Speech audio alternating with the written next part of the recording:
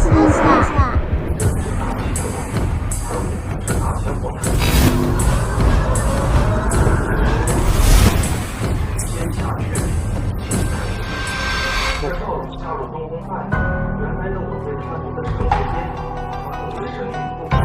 你这样的美人，要是一心一意的对我，该有多好啊！慌慌张张，成何体统？赵平被太子殿下欺负了，混账东西，看我怎么收拾他！走。你哭什么？刚刚魂儿都快飞了，现在有什么好哭的？皇后娘娘驾到！儿臣向母后问安。皇后来兴师问罪呢？哼，皇后算什么？等会儿就让她知道我的厉害。哼，你还知道我是母后？站住！中宫乃是本太子居所，你一个小小的侍卫敢踏入殿内，活腻！我乃皇后娘娘贴身侍卫，负责保护皇后娘娘安全。贴身侍卫，高级点的看门狗。贴身侍卫。高级点的看门狗，狗东西，你这个刀要是拔出1寸，就是蓄意谋杀太子，罪同谋反，株连9族。现在，你再给我拔个刀看看，不敢吧？不敢就滚出去，再往前1步，杀无赦。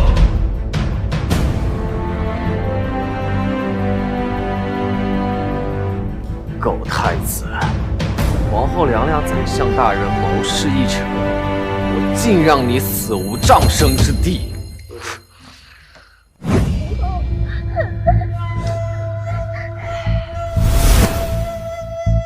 太子，放肆！你怎能如此对待蕊儿？我如何放肆了？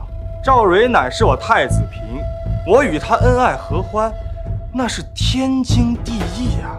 怎么回事？今天这个李丞相是变了个人一样，完全不是往日唯唯诺诺的样子。你还敢造反？蕊儿虽然是你的太子妃，但你也不能强行逼迫。皇后这么激动，是吃醋啊？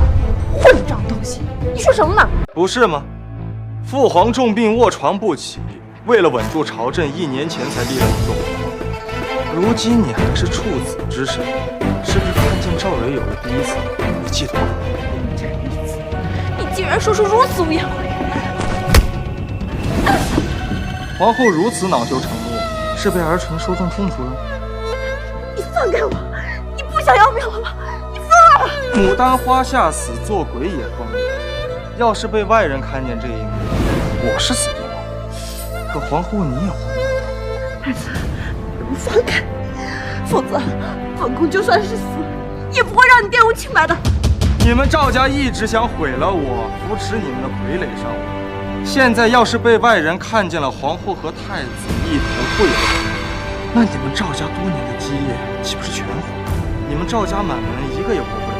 我倒是无所谓，但你赵青兰真的不惧一死。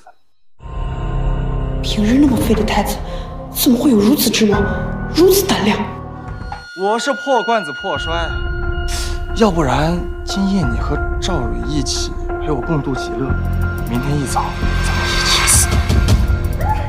太子，你别冲动啊，有话好说。皇后娘娘，太子殿下，皇上呕血，情势危急，请速去乾清宫。今日之事，本宫不予计较，但绝无下次。若再敢得寸进尺，本宫定拿你是我。母后说笑了，有了这一次，当然也会有下一次。皇后，等等儿臣一同前去啊！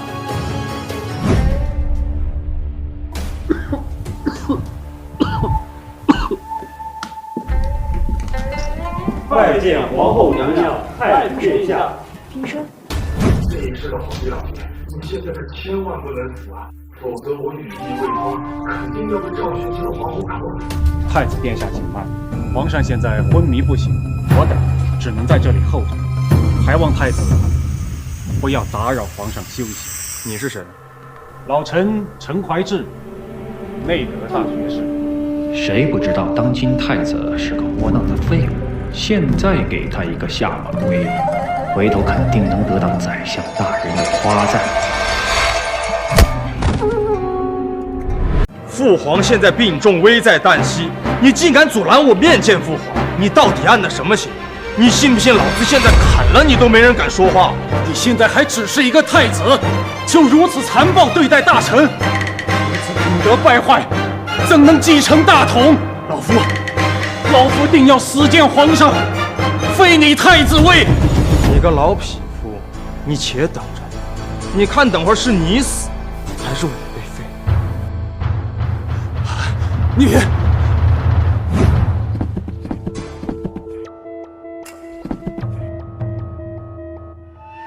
父皇，儿臣来了。成儿，你来了。朕已经病入膏肓，时日不多了。父皇好好养病，您是真龙天子，有上天庇佑，一定会好起来的。朕的身体，朕知道，但朕现在不能死。你刚才的表现很好，如今朝政艰难，你能管好吗？这是皇帝给我的考验，我能不能皇帝老说他话都不敢把江山重担交给我，现在我的表现也绝不能上辈子学了那么多历史知识，终于让皇帝做一番。是生是死，就看现在了。恢父皇，朝政之难，难在外患，更在内忧。外患在胡人、匈奴，其兵强马壮，狼子野心，欲亡我大秦而后快；内忧在藩王割据，拥兵自重，实乃朝廷之大患。更有地方贪官污吏横行，朝廷大臣结党营私，为争夺权力，不顾江山社稷之安危，着实该杀。更有天灾连绵，北方大旱，赤地千里；南方洪涝，水灾泛滥。无数灾民被迫沦为草寇，以至于家不成家，国不成国。父皇，儿臣若是掌控朝政，必将赈济灾民，攘外安内，还我大秦一个朗朗乾坤。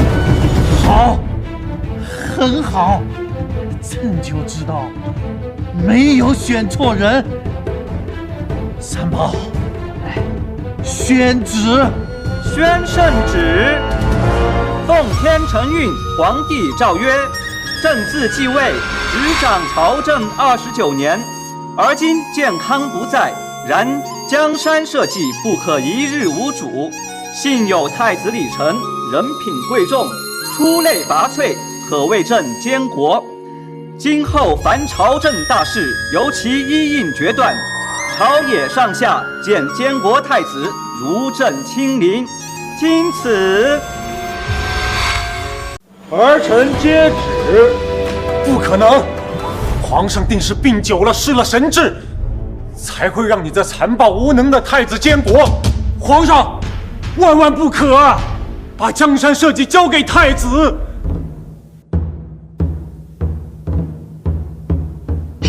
你拿刀要干什么？我是一品大学士，朝中重臣，宰相的左膀右臂。你一个根基未稳的太子，难道想杀我不成？陈怀志，父皇命我监国，圣旨上写的明明白白，朝政之事由我一应主政，见我如同见父皇。难道你想看我什不成？那是皇上昏聩了，才受你这奸猾之人蒙蔽，待我面见皇上，向他道明其中利害关系，他定废你太子之位，到时我看你如何嚣张。废话真多，违抗圣旨，杀无赦。宰相大人，您觉得他该不该杀？陈怀志是有错，但是太子的杀心也未免太重，一言不合就亲自动手杀人，这于朝政可不是好事。宰相大人，请放心，我杀性虽重，但只杀该杀之人。这个老匹夫，我想杀很久。天色已晚，皇上和太子也早些休息。臣等告退。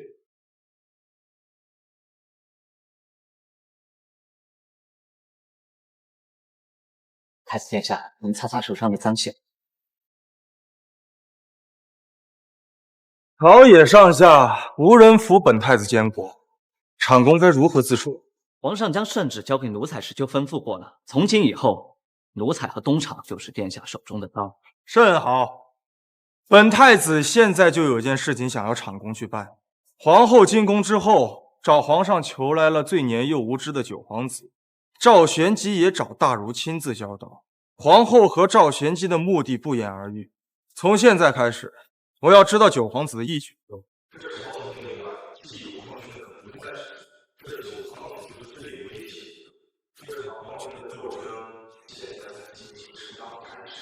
奴才每日会将殿下想知道的所有东西送给东宫。好，起驾回东宫。瑞儿，那狗太子是不是对你做了什么？你放心，我一定杀了那狗太子为你报仇。放手！满口胡言！你怎敢侮辱太子？况且我现在是太子嫔妾，你应该尊称我为太子嫔。我尊称你一声为太子嫔。太子嫔，自从你住入东宫，是不是变化太大了？你难道忘了我以前是怎么照顾你的吗？胡说八道！我以前住在宰相家中，哪轮得到你来照顾我？我不过看你和我都是宰相的远房亲戚，和你多说了两句罢了。除此之外，你和我再无其他。不是的，我喜欢你，我一直都很喜欢你。瑞儿，他是不是威胁了你？今天是不是强辱了你？你告诉我，如果是，我马上就炫下那狗头给你报仇！你你给我滚！再也不要让我见到你！你敢打我，贱女人！老子让你不练就擒，老子今天就先干了你，然后再去杀了那个狗太子！周晨，你找死！三宝，东厂厂公，东厂只听命于皇上，为什么会听命于你？你没资格知道。不，你虽然能调动锦衣卫，但我可是宰相大人的远房外甥，更是皇后娘娘的贴身侍卫，你不能把我交给东厂。交给东厂？你想多了，把这个以下犯上的狗东西拖到殿前杖毙！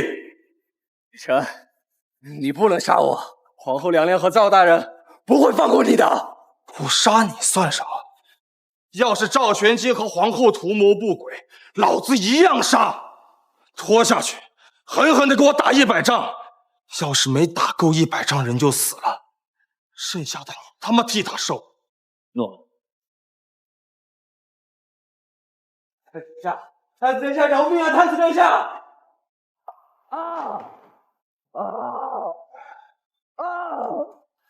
不要怕，你刚才的表现我很满意，所以我决定奖励你。太子不要，太子饶了臣妾吧，臣妾还有点痛。女人就是口是心非，嘴上说着不要，然后可不会这么想。回禀皇后娘娘，侍卫首领周成偷偷跑去了东宫，被太子抓住，杖毙了。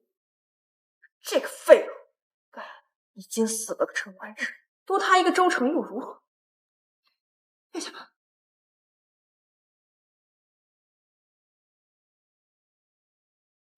九皇子，功课温习的怎样了？回禀母后，都温习好了。那就早日回去休息吧。今夜你父皇让太子监国，但大前帝国只要一日未换新君，你就还有机会。不要气馁，知道吗？母后，儿臣知道了，儿臣都听母后的。昨晚说着不要，自己魂都快飞了。今天好好休息，晚上再来看你。殿下不要再说了，羞死人了。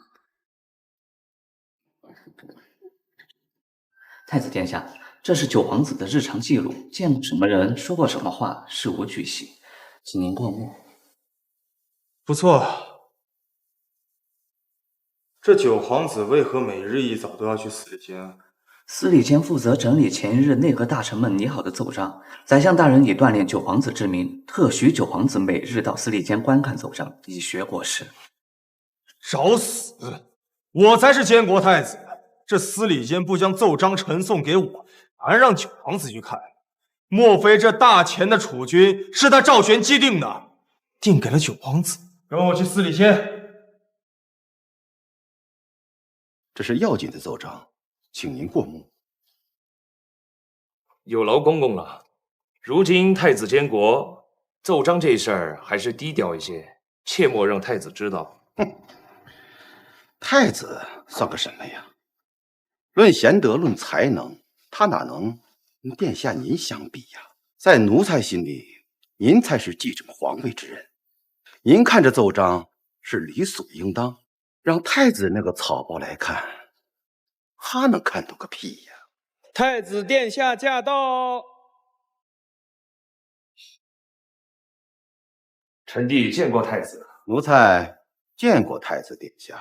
庄中，你当司礼监掌印太监多少年了？回禀太子殿下，奴才担任司礼监掌印太监一职已经4年了。太子殿下，奴才犯了何罪？你为何要打奴才？为何？你一个司礼监掌印太监，敢对我一个监国太子不敬，擅自把奏章拿给皇子看，老子就算把你砍了，也没人敢说什么。我踹你一脚，你还敢质疑本？哼，是，奴才在太子面前只不过是狗一样的东西。太子要杀要剐，奴才自然是不敢反驳。但是这司礼监掌印太监一职，可是皇上亲封，皇后娘娘认可，更是深得宰相赵大人的信任。太子要是杀奴才，宰相赵大人和皇后娘娘若怪罪下来，吃得消吗？哼，还敢拿皇后和赵玄机来压我，真是奴才爬到主子头上了，我也会妥协。你还没那个分量。三宝，奴才在。三宝，原来你在宫中做梗。既然这司礼监不听我的，那不要也罢，说下去砍了。九皇子，救命啊！九皇子，大哥，这张忠也是宫中的老人了，这么多年没有功劳也有苦劳吧？而且他还是父皇亲封的掌印太监，如此杀了，恐怕朝廷那边会议论。你还替他说话？你可知道，凡皇子未经父皇允可擅观奏章，是可以治你一个谋逆之罪的。不，大哥，我没有谋逆，是母后和宰相大人让我看的，说是让我提前学习一下国事。提前学习什么国事？你是想等父皇驾崩之后来取代本太子的位置吗？不，大哥，我错了，我没有。你闭嘴！我等会儿再跟你算账。还在等什么？要我亲自动手啊？太子殿下，饶命啊！太子殿下，我也是奉命行事啊！太子殿下，太子殿下，大哥，来，你过来。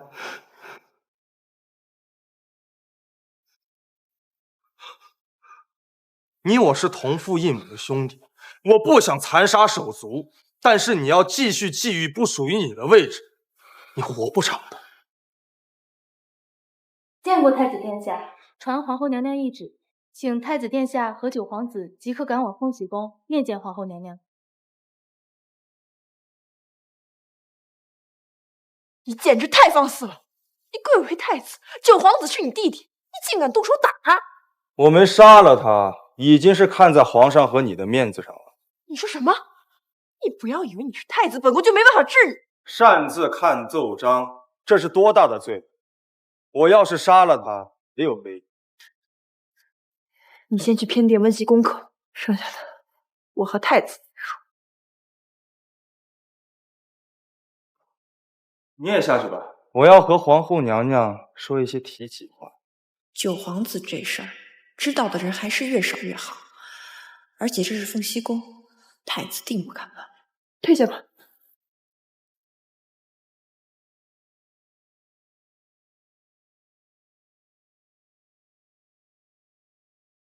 大胆，你！皇后娘娘别总生气，你这么天生丽质，总是生气会长皱纹的，那就不美了。你放开本宫！你这么美，我怎么舍得放开？九皇子就在隔壁，宫殿外也有这么多人，你想让他们看到这一幕吗？这里是凤栖宫，你就不怕死吗？这天底下没有不怕死的人，我贵为皇太子，当然是更怕死了。所以咱们小点声，别让他们发现了。母后，儿臣在隔壁听到你的声音，是有不妥吗？需要我进来吗？不要进来！真的没事吗？本宫说没事就是没事，你赶紧给我滚去温习功课。哦，丽珍，你放肆够了没有？这哪能够啊？盖个章，好看多了。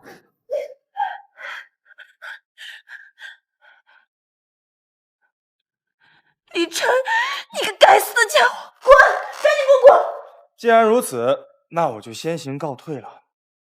皇后娘娘，保重凤体啊！殿下，这是司礼监的奏章，奴才给您拿过来了，您请看。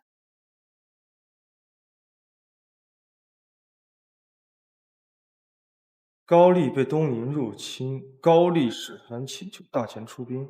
是的，殿下，高丽使团已经来京半个月了，可是皇上龙体欠安，并未召见他们。这半个月，高丽使团在京城多方奔走，想要促成此事。出兵事关重大，这事先放一放吧。河南巡抚奏称，河南遭遇50年一遇洪灾，灾情延绵数百里，数10万百姓流离失所，急需朝廷赈灾。去，把户部尚书徐长卿给我叫过来。诺。微臣徐长卿参见太子殿下。太子千岁千岁千岁。免礼。这灾情已经发生2个月了，为何不赈灾？实在是因为国库空虚。现如今国库存银370万两，要赈灾河南，没有500万两是打不住的。500万两，500万两能买多少粮食？殿下有所不知，今年户部曾向京城中最大粮商借粮，可他们不但1毛不拔，还掠夺民脂民膏。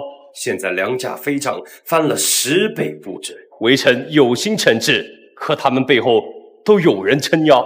你去通知京城中各大粮商，就说本太子今晚于东宫设宴招待他，敢发国难财，这些奸商真当朝廷不敢杀他。恩师，司礼监掌印太监张忠被太子斩杀之后，户部尚书徐长卿便去了东宫，与太子谈了竟有半个时辰，方才离去。一个太监，就算权柄再高，说到底他也是李家的家奴，死了也就死了。倒是那徐长卿这么着急就投靠过去，这是没有把老夫放在眼里。恩师，此事我们应当如何应对？去找一找徐长卿的马股，他一向两袖清风，看他不爽的人太多了。通知刑部尚书过来商议一下，我要让所有人知道投靠太子的下场。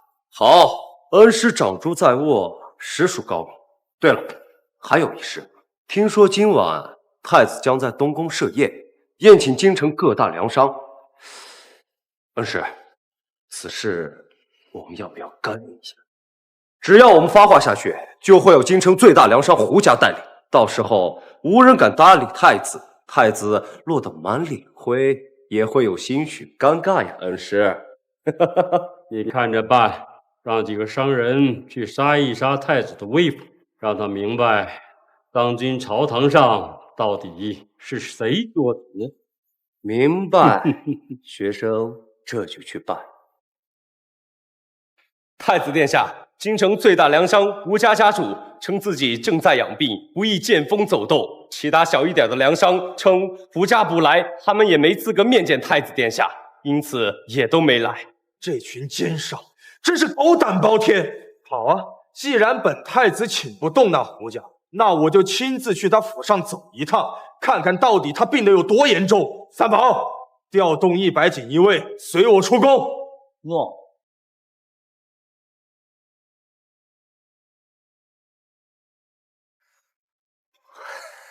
钱大人，太子殿下带100锦衣卫冲我胡家来了，这真的没事吗？慌慌张张的成何体统？有本官在，自然会保你不恙。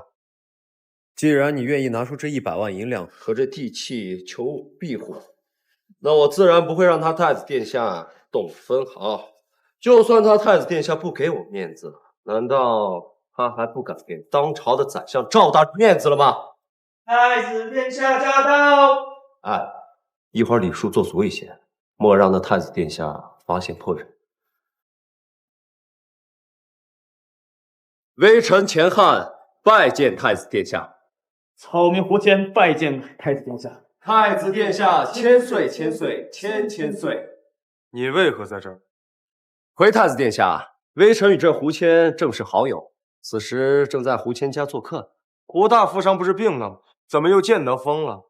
还是因为钱大人在这儿，所以才推脱了本太子的宴请。来，回太子殿下，微臣以为这其中怕不是有什么误会吧？太子殿下身份尊贵，岂能与一商人见识呢？您要是觉得下不来台的话，胡谦给太子殿下赔个不是。太子殿下，请原谅草民，草民本乃福心之举。很好，一唱一和，连道歉都这么敷衍，等会儿杀起来，但真是一点负罪感。敢问太子殿下，此话何意啊？你身为京城府尹正三品官员，为何与一名富商交往密切？太子殿下此言差矣，微臣与何人交友，怕不算是罪过吧？不算是罪过。好，三宝，给我搜搜钱大人身上有没有什么见不得人的东西。大胆！本官可是当朝宰相的心腹，是他的学生，你们东厂竟敢对本官不敬！咱家早就想对你不敬了，仗着宰相又如何？咱家的身后是太子爷。太子爷又如何？太子爷难道就能一手遮天了吗？我的背后可是当朝宰相，你们敢动我啊？不知死活！谁给你的雄心豹子胆？给我搜！大胆！你敢动本官？放开我！你们竟敢对本官如此无礼！太子殿下，你如此蛮横无礼，就不怕文武百官当要众口了吗？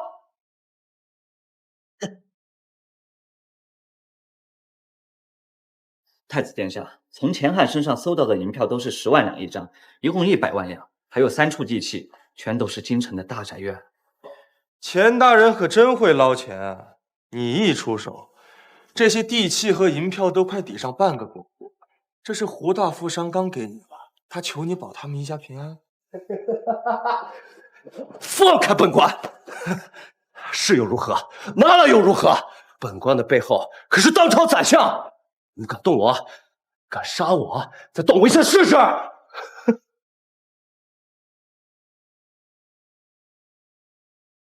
找死！三宝听令，罪臣钱汉身为京城府尹，当朝正3品官员，不知皇恩浩荡，亦望圣贤教诲。上不忠国，下不体民，不杀难以平民愤，当即赐死。你怎么敢？太子殿下，太子殿下，微臣知错了，求太子殿下原谅。我不想听他废话，杀了吧。太子殿下饶命！太子殿下，听我解释。我不想听你解释，我给过你戴罪立功的机会，可是你却选择无视本太子的好。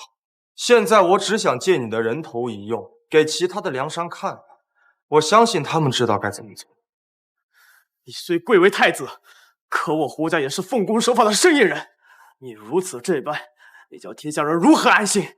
你要知道，你这么做，天下百姓可都看着呢。好一个奉公守法！如今天灾连年，每天饿死的灾民不计其数，你宁可守着你自己的粮食发霉，也不愿意以正常的价格出售，导致市面上米面的价格翻了不止10倍。这罪行还不够你死10次吗？当你发国难财吸百姓血的时候，你怎么不想着百姓正看着？如今报应来了，知道拿百姓当挡箭牌，你真当全天下的百姓都是傻子吗？三宝听令，大奸之商胡谦趁国难发财，以致民生沸腾，仍不知悔改，立即赐死。一应家产全部充公。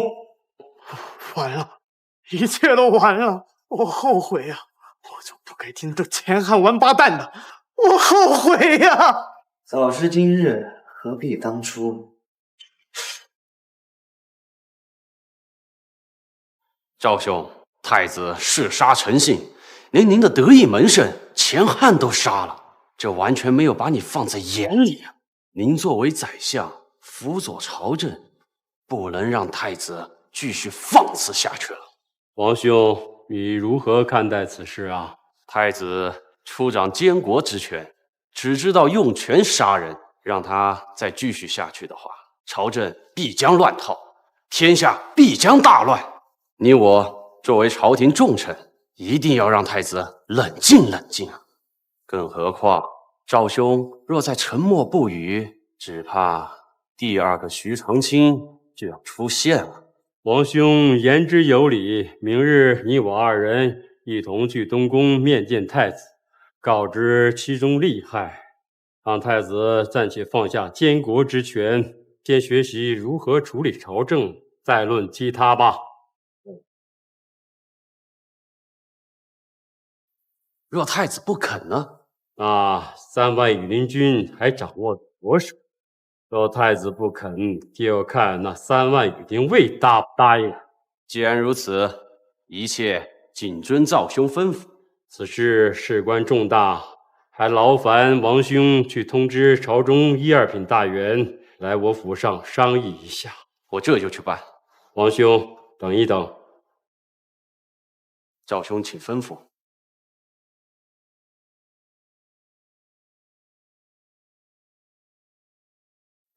王兄，务必找人将这送往宫中，交给赵人，一定送到。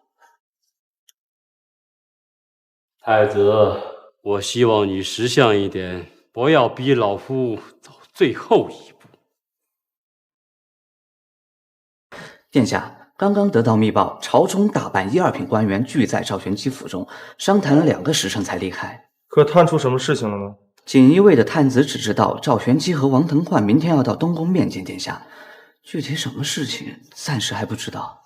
看来我的所作所为已经让他们急了，他们已经不习惯自己头顶上被皇权压制，而他们现在最好的办法就是让我屈服，或者让我消失。奴才即东厂，愿为太子赴死。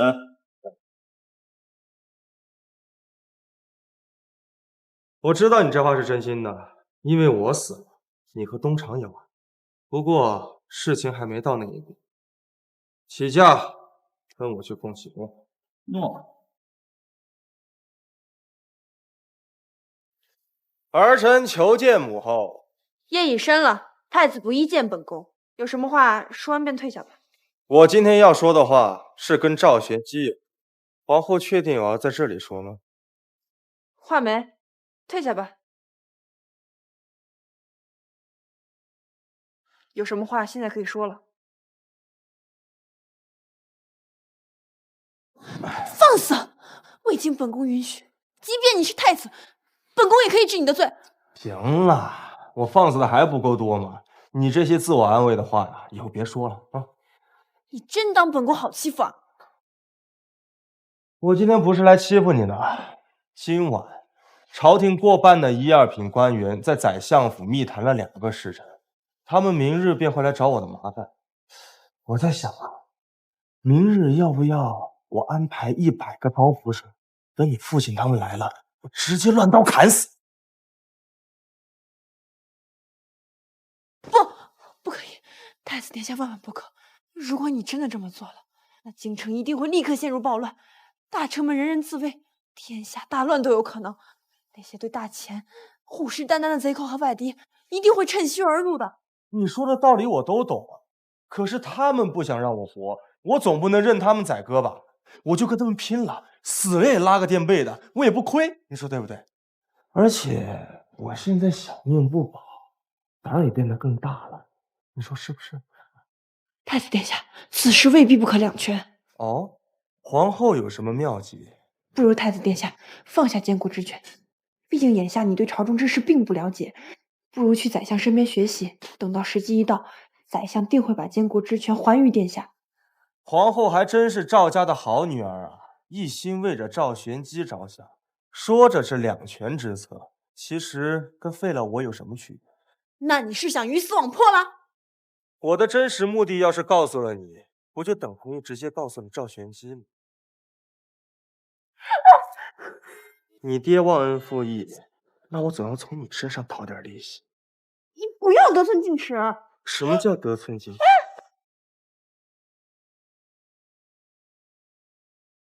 你不要得寸进尺。母后，儿臣已经把前天500史的前半篇背诵下来了，现在有时间听儿臣背诵吗？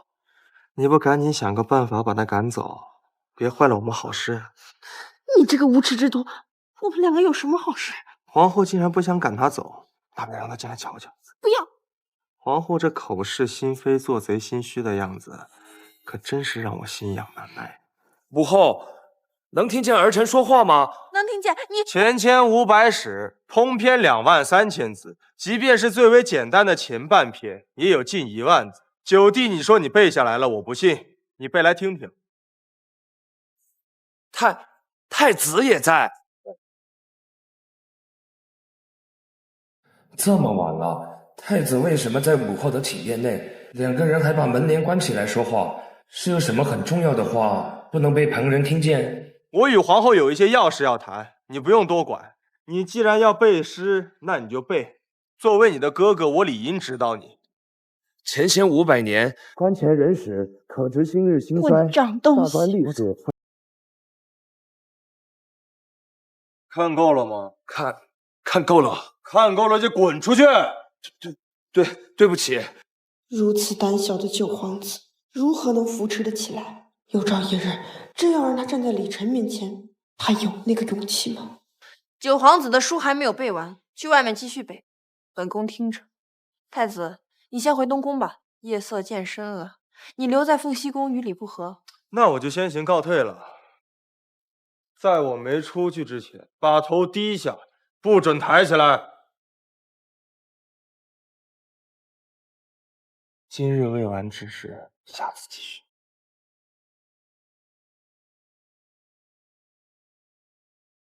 此药无色无味，服用之后100日内会暴病而亡，神仙难救，查无可查。你且伏在太子身边，听命行事。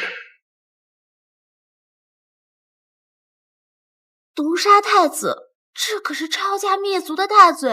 太子现在又这么凶狠，但也没有说让我立即动手，那便走一步看一步吧，也没有说让我做出选择，说不定还有其他办法呢。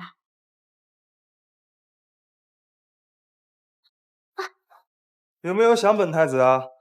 太子殿下，你什么时候来的？怎么，有什么秘密怕被我发现吗？太子殿下说笑了，臣妾现在还有什么秘密是殿下不知道的？不错，越发的乖巧会说话了。你的身上对于我来说是没有秘密的，但是就是不知道你心里有没有。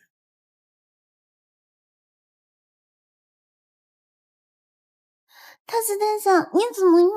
一日之计在于晨，让我们好好珍惜时间。太子怎么还不出去？三宝，你再去通报一下呀！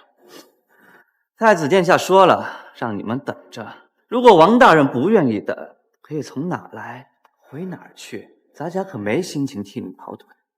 你这阉人，竟敢如此对老夫说话！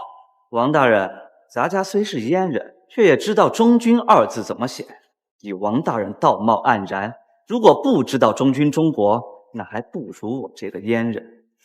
好了，王大人，我们静心稍等片刻即是，不要因为一个阉狗坏了自己的心情。太子殿下驾到！奴才参见太子爷千岁。阉人就是你，没有骨气。太子爷，您来了。王腾焕大人可等得有些着急了，几次要奴才去催您呢。哦，王腾焕，你是嫌我来的太迟，还让三宝去催促我，让你等了这么久，是不是应该向你道个歉啊？太子息怒，微臣绝无冒犯太子之意，微臣只是有要事要与您商谈，只是怕耽搁，多问了一句。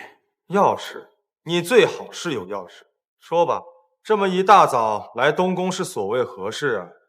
老臣斗胆，昨日太子出宫，杀了京城最大粮商胡家家主和京城府尹钱涵，并抄了他们两个的家，是否属实？确有其事。没想到这点小事还惊动了宰相大人。自太子监国以来，死于太子刀下的就有内阁一品大学士陈怀志，还有凤喜宫侍卫首领周成，还有司礼监掌印太张忠，加上昨日的京城府尹钱涵和粮商胡家家主，现在太子嗜杀成性，文武群臣无不心惊胆战，天下百姓无不人心惶惶。老臣辅佐陛下治理朝政几十年，深得陛下信赖。现在太子殿下有错，老臣必须站出来阻止，否则愧对大前江山，愧对皇上。老臣恳请太子安心学习，暂放监国之权。请太子殿下安心学习，暂放监国之权。我要是不答应，如果太子殿下一意孤行，老臣只能死谏。文武群臣不能坐视太子乱来，天下黎民百姓不能让太子乱来，大前江山社稷更不能让太子殿下乱来。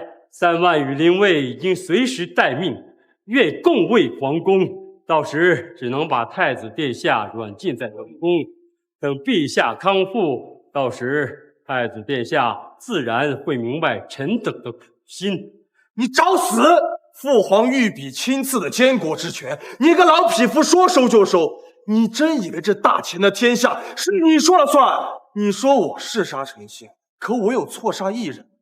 宰相大人，你想知道那日我所杀之后所得没收的财产共有多少？太子殿下，事已至此，这些都是没有意义的挣扎。那3万羽林卫绝不允许太子殿下胡作非为。为了大前江山社稷，还请太子殿下三思。胆敢威胁本太子，你这个老匹夫真是胆大包天。幸好本太子提前准备了100锦衣卫，一定会在你羽林卫赶到之前，将你们2个老匹夫都弄死。三宝，三宝在。难道你对列祖列宗没有任何敬畏之心？难道你眼看着大前江山亡于你手？老子他妈是穿越来的，有什么敬畏之心？大前江山留着可我死有什么用？杀了这个老匹夫，老君对凤喜宫最是放心了。虽然最强，但要死就要痛痛快快的死。太子殿下，太子殿下，皇上醒了，皇上要见太子殿下。这偏偏不对，想着开始说，能力无力的说法，只要给我足够的时间，你必定玩儿这个臭痞子。去乾清宫。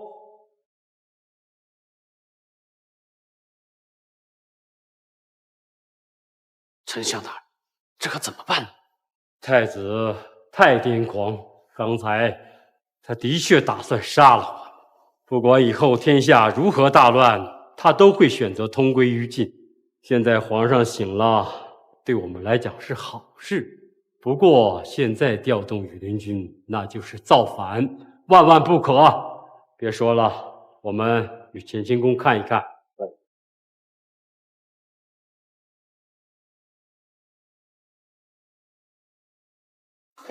父皇，儿臣来了。成儿，这几日你都做了些什么事儿？老臣赵玄基参见圣上。圣上，您终于醒了！大千之福啊，大千之福啊！哎呦，你个狗东西！父皇刚醒，你现在大喊大叫，是想把父皇再次惊晕吗？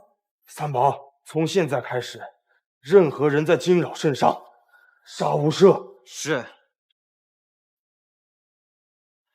你说。儿臣近几日斩杀了几名贪官，查抄了许多现银，国库压力大大缓解。接下来便是赈灾了。父宝，儿臣需要兵权，确保监国之位不被小人所动摇。太子妃去大将军府，就说朕让大将军的后人履行承诺。爹，娶苏正廷之女苏锦帕为太子妃。当朝大将军，世袭冠军王苏正廷的女儿，这就是父皇为我留下的军方力量吗？儿臣谢父皇隆恩。皇上，朕还没死呢。皇上，自有上天庇佑，一定会安然无恙。老臣必保江山无恙，太子无恙。希望你说到做到。臣儿，抓紧时间。皇上需要休息，各位请回吧。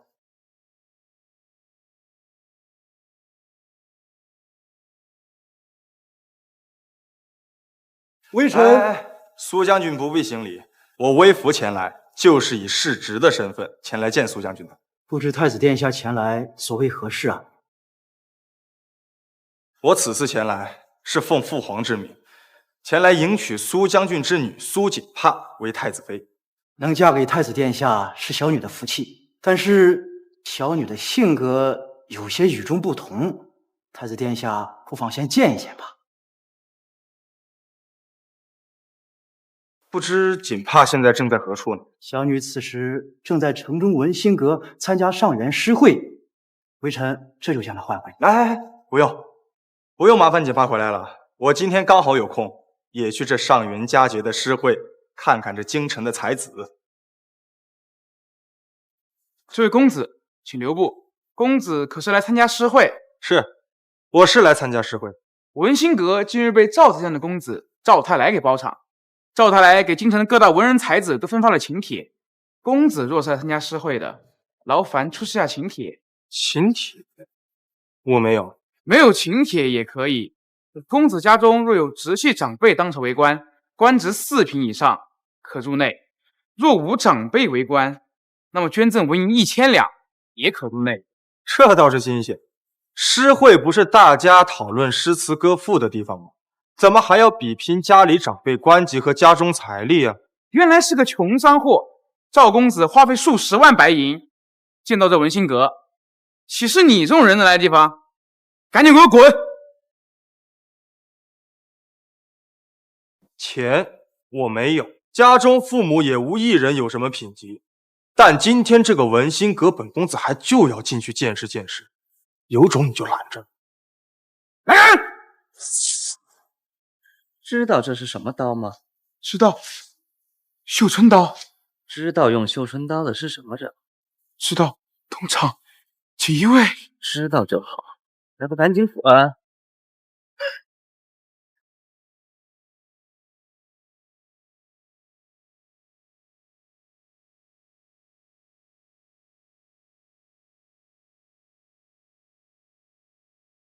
站住！你是谁？怎么混进来的？这位朋友看起来面生得很，不知是朝中哪位大臣的公子，所来又为何事？那边是苏锦帕小姐吧？大胆！你这来路不明的货色，竟敢直呼苏小姐的芳名！主人都没开口啊，你个疯狗在乱叫什么？你竟然敢骂我！你到底是谁？知不知道这是什么地方？胆敢到这个地方来捣乱，你是嫌命长了吗？我不是来捣乱的，应苏大将军之邀，特地前来与锦帕小姐见上一见。如若合适的话，便择期定亲。所以，我是来找媳妇儿。哪来的疯子，胆敢调戏锦帕小姐？来人了，给我把他乱棍打出去！等一等，锦帕，你这位公子既是为了锦帕而来，又择期定亲，但为何锦帕从未与公子见过？没见过不代表不能定亲啊！我这不特意来与你相见了吗？就是隔得有点太远，看不太清。哎，大胆！锦帕小姐何其高贵圣洁，你胆敢亵渎？亵渎什么？长得再好看、再圣洁的人，他终究也是个人。你们甘愿当舔狗，我可不。我说的对吧，锦帕小姐？锦帕虽与公子素未谋面，但公子说的几句话，倒也新鲜。你不会觉得我是个口出狂言的疯子吧？疯与不疯，都和我无关。公子现在既然看也看了，能否不要站在这里？不然实在尴尬。说的也对，还是坐着舒服。你是登徒子，赶紧离开锦帕小姐，我还能放你一马。否则，我父亲乃是当朝宰相赵玄机，我必让你乃至全族的人后悔。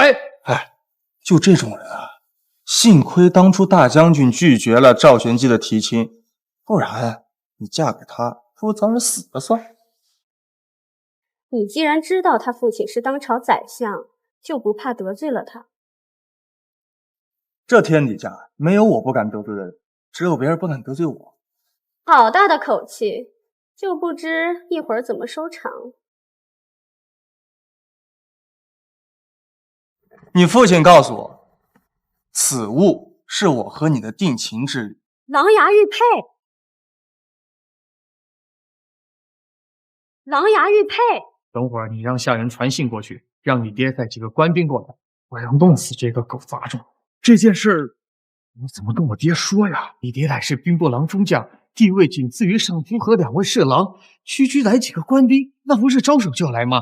到时候你就说是本公子说的，你爹还能不答应？好，我这就去办。锦帕小姐认得此物，那看来我没有说错。不说话，那就是默认了。哎，锦帕小姐，你觉得我怎么样？不怎么样。你样貌看起来还不错，但想要娶我还远远不够。哦，那什么样的人有资格娶到锦帕小姐？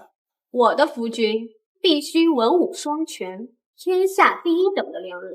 他要有潘安一般的容貌，还要有富可敌国的财力，要有万万人之上的权柄，更要有天下第一的文采。锦帕小姐，我是让你提要求的，可没让你许愿的。既然如此，公子可知难而废？你的这种要求啊，对于他们这种普通人来说难如登天，不过对于我来说嘛，不过如此。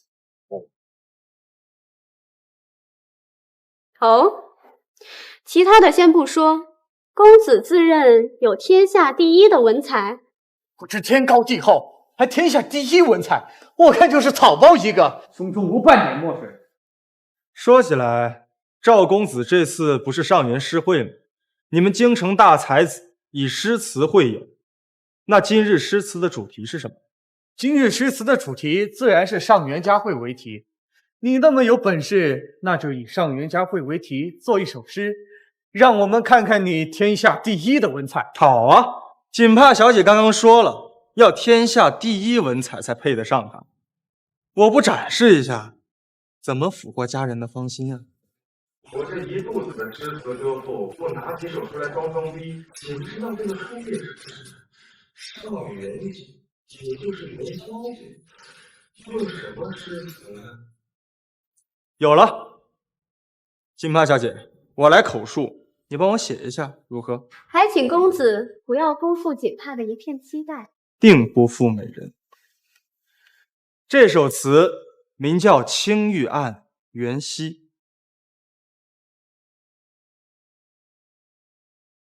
东风夜放花千树，更吹落星如雨。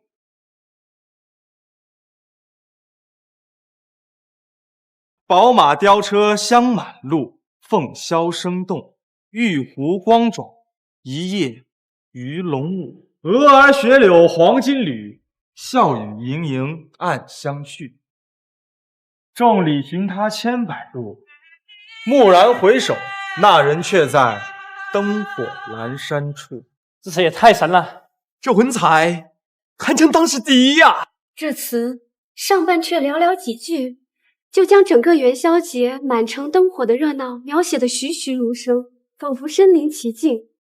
下半阙那句“众里寻他千百度，蓦然回首，那人却在灯火阑珊处”，简直是可以流传千古的佳句啊！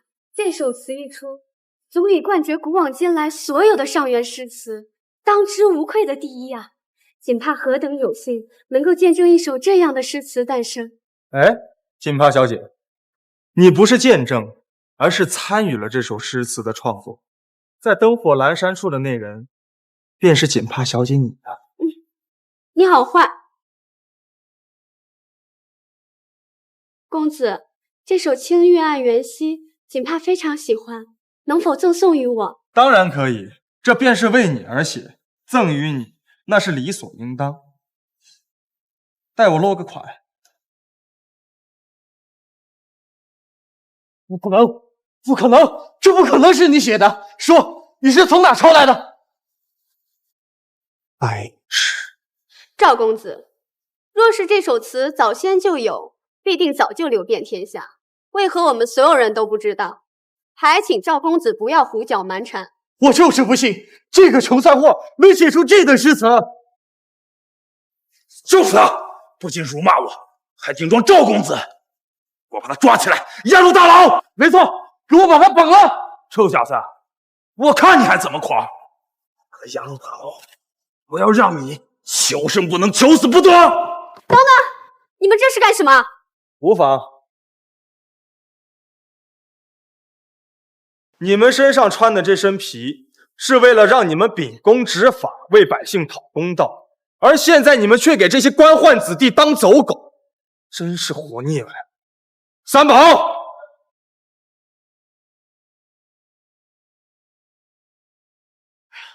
住手！放开我！放开我！你知道我是谁吗？我爹是兵部郎中将胡兰胜，你敢抓我？你爹是郎中将，你是个什么东西？可有官职在身？我说不出来就是没有了。三宝，把他和这2个官兵押回东厂，逐个审问，按照大前律法处置。诺。做错了。你是什么人？为什么可以调动锦衣卫？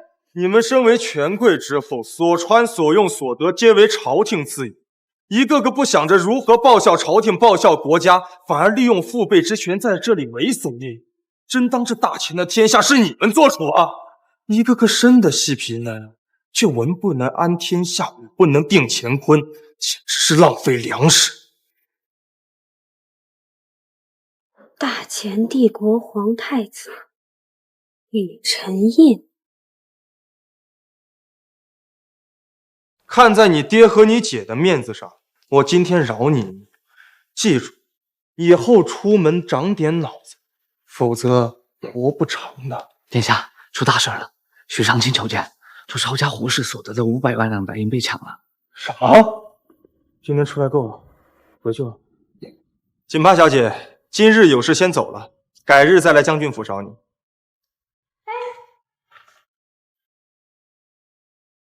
原来他是太子。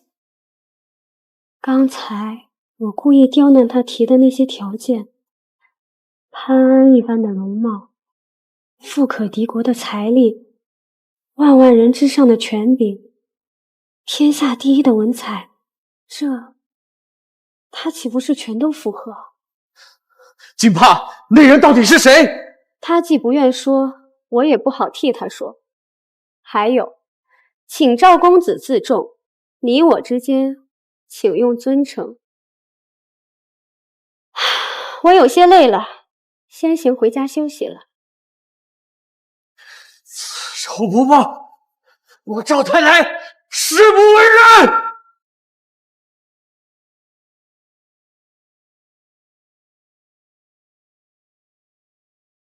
太子殿下真的出大事了！胡家抄没的现银有500万两被抢了。500万两现银，天子脚下，就算是搬都要搬半天。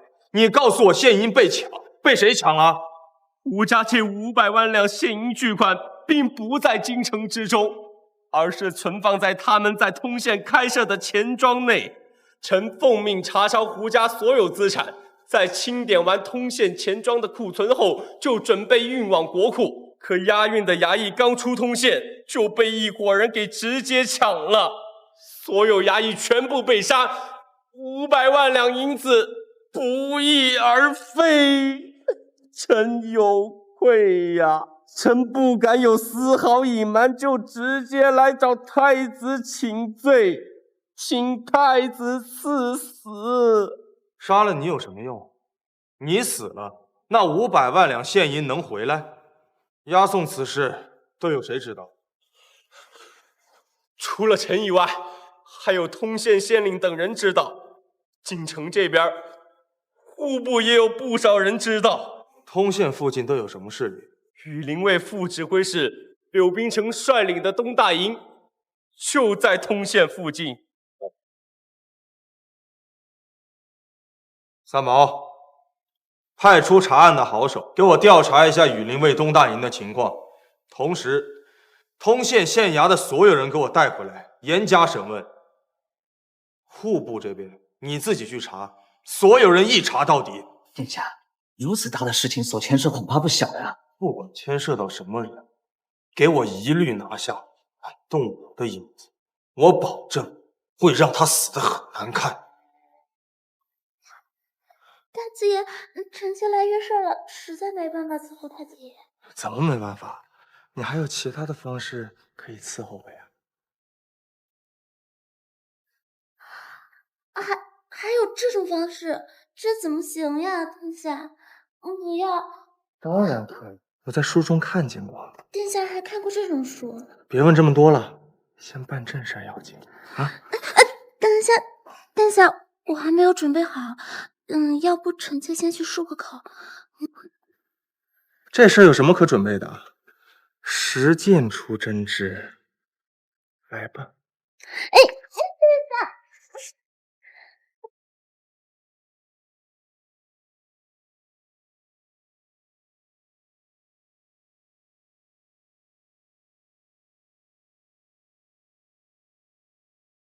太子殿下，据锦衣卫得到的消息，羽林卫东大营确实有异动。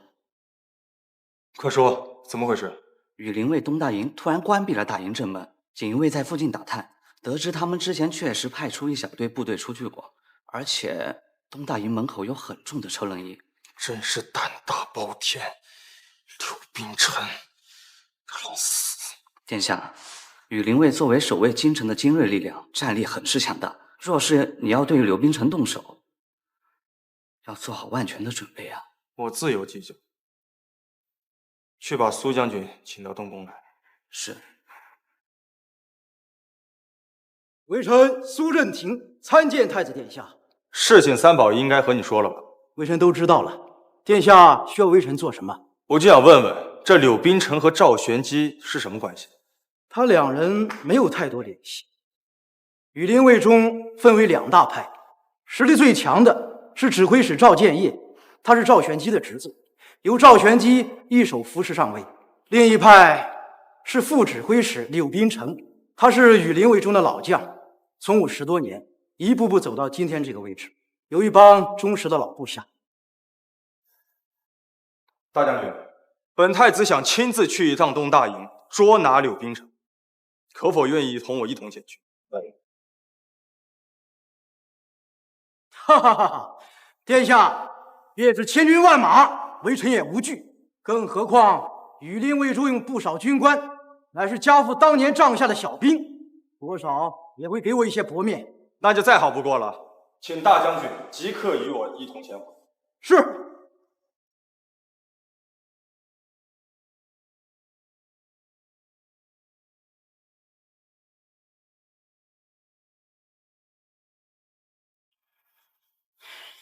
大人，大事不好了！附近发现了锦衣卫的踪迹，太子肯定是调查到我们了。怎么办？你我现在是一条绳上的蚂蚱，我们无权调入羽林卫掠夺库银，这是抄家的死罪。你可想好后果了？大人，不如我们带着8000弟兄去那西兴城抢山头，做那山霸王。如今内忧外患，加上天灾连年，过几年说不定我们能辅佐大人成大事。你在说什么？这是谋反的大罪，你还敢说出口？大人，我们8000兄弟都将脑袋已经别在裤腰带上了，让我们和那8000兄弟束手就擒去送死吗？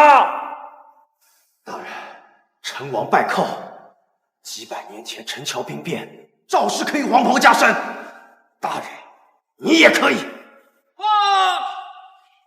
启禀刘大人，太子和苏大将军一起来了。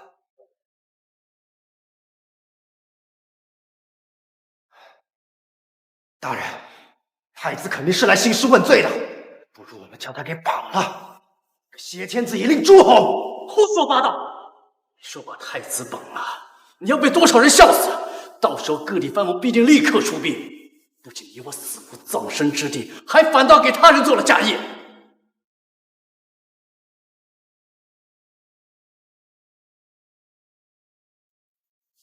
末将羽林卫副使刘宾成参见太子殿下，参见苏大将军。末将参见太子殿下，参见苏大将军。柳副指挥使，我就开门见山了。朝廷刚丢了一笔500万两的白银，你可知道下落？启禀太子殿下，末将闻所未闻，一无所知。我没有那么多时间跟你纠缠，我再最后问你一次：500万两白银，知道还是不知道？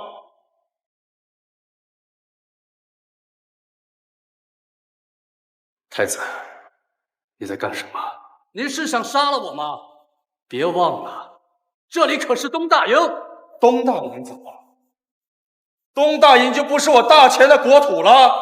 三宝公公，我知道你实力高深，等下若是兵变，你第一时间带着太子殿下赶回皇宫，我留下断后。不敢回答我，你是承认你私藏的？太子，你不要欺人太甚。来人！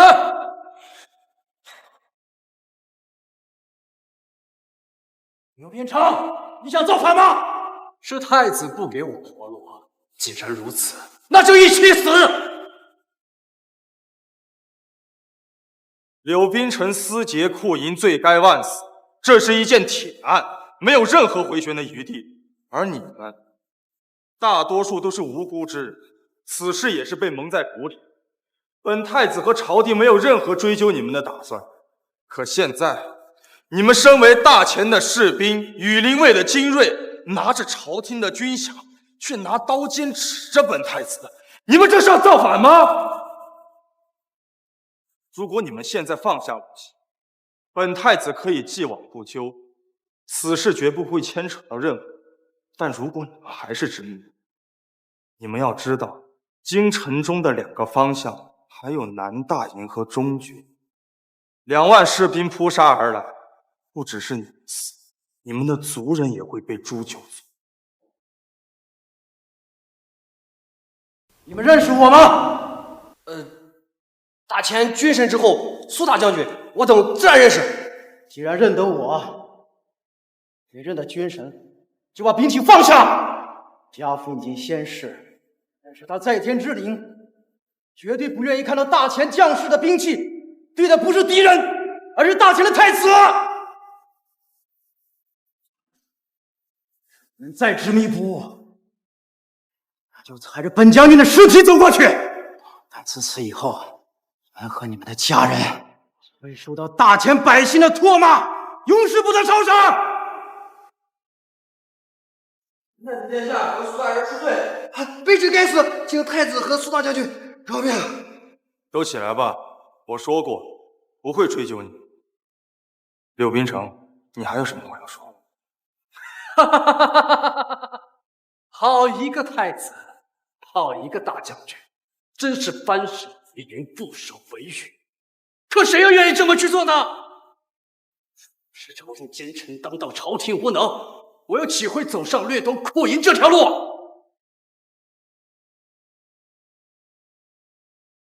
羽林卫指挥使赵建业，因为没能拿下我们东大营8000将士，便一直视我为眼中钉、肉中刺。他仗着背后有赵玄机那条老狗的支持，他处处苛刻我们东大营8000将士的军饷，他甚至连士兵伤亡的抚恤都不发。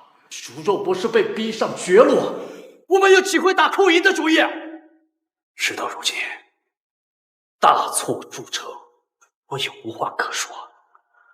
我情愿一死，只求太子能够信守承诺，在我死后，不要对我8000将士秋后算账。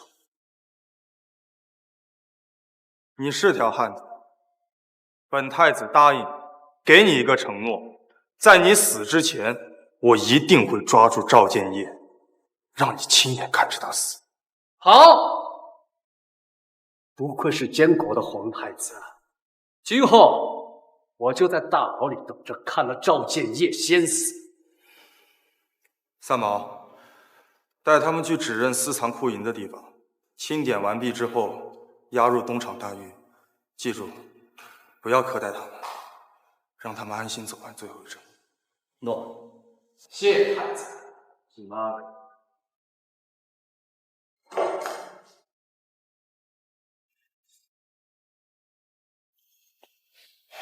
苏将军，副指挥使一职不能空着。听说锦派有个哥哥叫苏平北，从小在军营长大，骁勇善战，让他来吧，这样我也放心一些。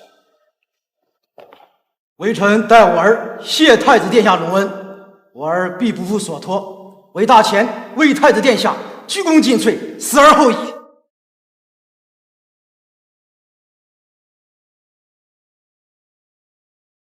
天天吃御膳房做的东西也腻了，今天心情好，出来换换口味。奴才恭喜太子爷，掌握了1/3的御林卫，赵玄机那老匹夫以后再也不敢拿御林卫来威胁你了。3万御林卫，我一定要全部掌握在自己手中，否则我这个监国太子也不过是个傀儡罢了。我答应柳冰城做的事情一定要去办，你去查查那赵建业，一旦出什么问题，我会立刻废了他。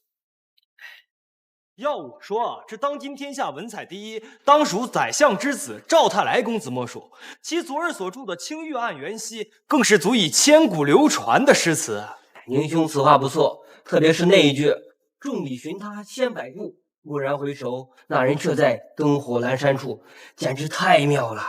是啊，这宰相是国之栋梁，这赵太来公子更是当今天下文采第一。这二人莫不是那文曲星下凡？真是千古佳话呀！这青玉案虽然是我抄新记起的，但是在这个世界也是实打实的原创。这赵太来狗胆包天，竟然抄到我头上来。这二人莫不是那文曲星下凡？真是千古佳话呀！两位公子，据我所知，这青玉案好像并不是赵太来公子所写，而是昨日文心阁当中一位身份神秘的公子所写。女扮男装，有点意思。你是何人？竟然敢在这里大放厥词？你可知道这流传千古的诗词，不是赵太来公子所写，还能是谁？千古流传的诗词，就一定是赵太来所写吗？看来你们这大钱的世子，也不过都是些溜须拍马之辈。放肆！居然敢侮辱赵太来公子，居然敢诋毁我大前世子！人家实话实说，就是抄袭，就是诋毁。你这书生读圣贤书，到底是为了报效祖国，还是为了抱赵家的大腿啊？你又是何人？敢这样对我说话？你知道我是？你还不配让我知道你是谁。三宝，把这2个败类赶出去。走吧。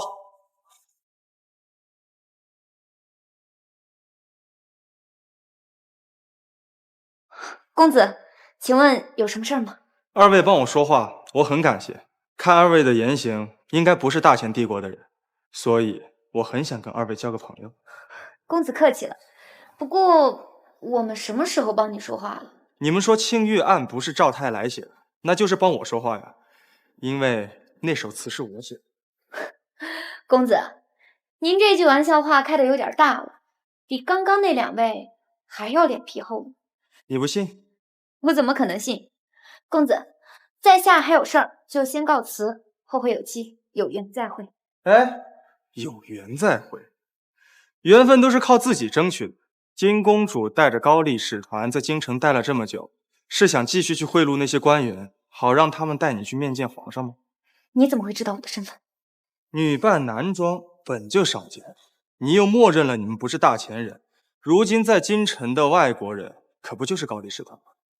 而且我还听说了，这次使团的代表是高丽第1美人金雪熙公主。你又长得这么漂亮，不是你又能是谁呢？公子真是聪慧，仅凭一些蛛丝马迹就能猜出我的身份，嘴巴还这么甜，让人讨厌不起来。只是不知道公子在此戳穿我的身份是要做什么呢？你这侍女在旁，有些话不方便说，不如把她请出去，你我2人单独聊聊如何？公主，这个人来历不明，而且眼睛一直在公主身上打转，这个人一看就不是什么好东西，务必布出去。现在国内形势危急，父皇还不知道能撑多久。此人看上去颇有身份，说不定真能帮我。公子，既然你已经知道我的身份，那想必也会知道我来大秦的目的。公子能否帮得上忙呢？此事我只跟公主单独谈。山鹰，出去。公主，这个人不安好心，你跟他单独待在一起，我不放心。出去。公子，现在可以说了吗？你想面见皇上，那根本不可能。既然不可能，那你是在耍我。公主别急，皇上重病卧床不起，见他也没用。现在一切朝政都是英明神武的太子殿下在打理，求见皇上不如求见太子。永德皇帝病重我是知道的，可是大前帝国的朝政似乎一直都是宰相赵玄基处理。至于你说的那个太子殿下，似乎并没有那么重要，更谈不上英明神武了。太子殿下以前确实不行，但是自从他开始监国以来，早已掌控了朝政大权。你想让大前出兵帮高丽打仗，这种事情赵玄基是没胆量答应的。说的也是，大臣的权力再大，也不能决定这种事情。那看来要让大前出兵，只能从这个监国太子身上下来。那公子可有出路？我肯定有门路啊！你想见太子殿下，对我来说那就是轻而易举的。真的？你想要什么？银两、珠宝，我全都有。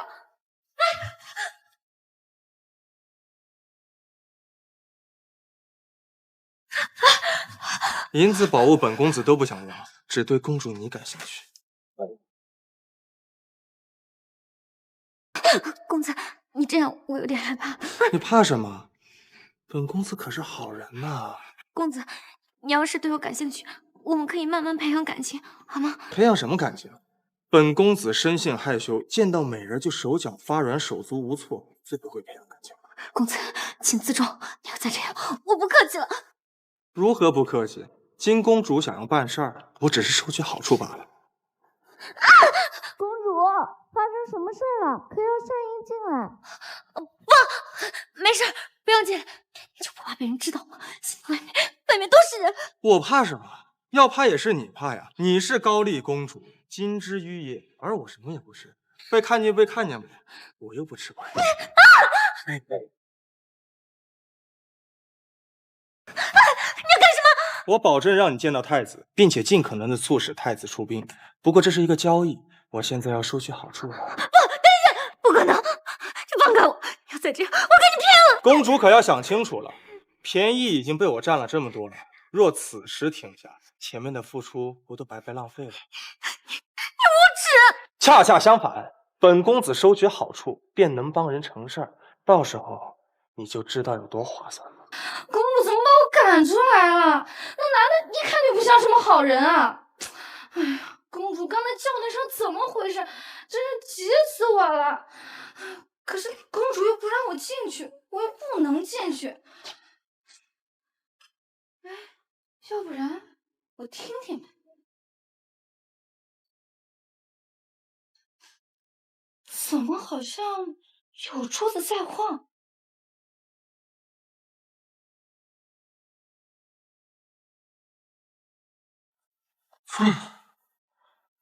公主殿下放心，既然你给了我好处，我必然会帮你把事情办了。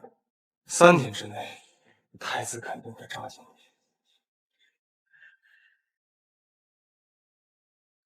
公主，你给了他什么好处？银子还是宝物？闭嘴！不许再闹！公主，那个登徒子没对你做什么吧？别说了，这件事儿以后不许再提。公主，你怎么了？你是不是受伤了？有没有出血？是不是那个混蛋他打伤了你？不是，我坐太久了，有点晕。你扶着我走。公主，那人说能让太子召见，是真的吗？他叫什么名字啊？名字？坏了，我都不知道他叫什么名字啊！公主，那你岂不是被人骗了？还给了他好处呢？别说了，这个阴险的大贱男人，别再让我看到他，否则我一定让他碎尸万段。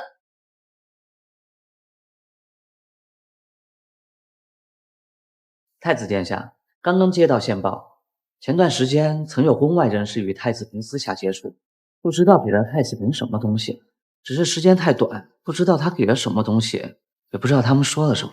赵玄机、赵蕊这枚棋子，你终于打算动了。殿下来了。不必多礼。说起来，太子嫔当日被安排送入东宫，为的就是监视和蛊惑我吧。眼下的任务也算是失败。赵玄机没给你安排其他新的命令。殿下，我没有。没有。赵玄机处心积虑的叫你送到我身边，眼下的局势对他越来越不利，他怎会不动用你这枚棋子啊？殿下，臣妾真的没有。你不用紧张，我还没打算杀你，不然就不是我和你讲话，而是东厂锦衣卫的赵玉同你讲话。求殿下开恩，臣妾从今以后对殿下绝对一心一意，再也不听赵玄机的派了。既然美人都这么说了，那我就给你一次活命的机会。以后赵玄机联系你，无论他安排你做什么，你都给我答应下，然后原封不动的告诉我。明白了吗？臣妾明白，臣妾明白。太子爷不好了，金郊涌入了近10万灾民，聚集在雨林卫南大营附近。赵县爷竟然直接下令砍杀灾民，已经死了上千人了，现场血流成河。这赵建业他妈的疯了吗？敢杀灾民！让赵玄机那个王八蛋给我滚过来！殿下，老臣得知消息，立刻就赶过来。宰相大人来的倒是，你侄子赵建业作为羽林卫指挥使，面对灾民不安不沟通，还敢坑杀灾民，对于此事你作何解释？老臣也不知内情，但这其中必有原因。有什么原因可以让他坑杀无辜灾民？更何况灾民足有近10万，他就不怕激起了民变，引下滔天祸事吗？三毛，传令苏振廷和苏平北携本东守御去南大营，捉拿赵建业。他只要敢反抗，杀无赦。殿下，赵建业坑杀灾民的确是该死，但是眼下燃眉之急是如何安抚赈济灾民。老臣建议选一名宅心仁厚的皇子前去赈灾安抚。这老东西我全忘了。我身为监国太子，不可能直接去赈灾，而除此之外，最合适的也就是九皇子。九皇子深受皇后娘娘教导，无论从能力到品性，皆为上佳。由他为主，王崇焕大人为辅，前去京郊抗击赈灾。好，那就按照宰相大人说的办。希望九皇子和王腾范大人能够不负朝廷众望。如若此次赈灾出现了差池，他们一个都跑不掉。老臣明知。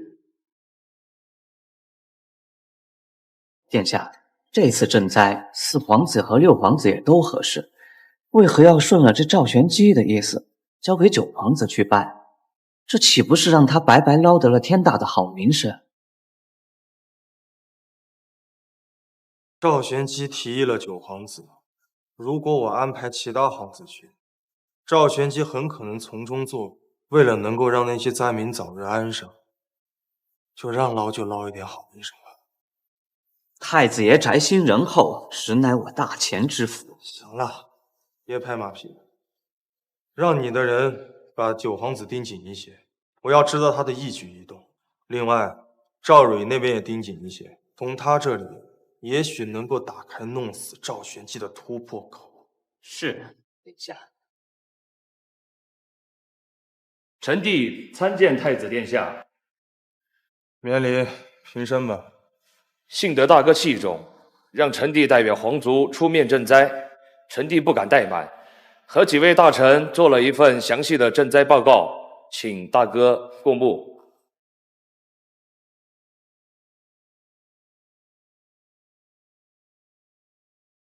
需要户部出资100万两购买粮食和物资，需要工部派人搭建临时棚屋，需要太医院派出太医救治生病受伤的灾民。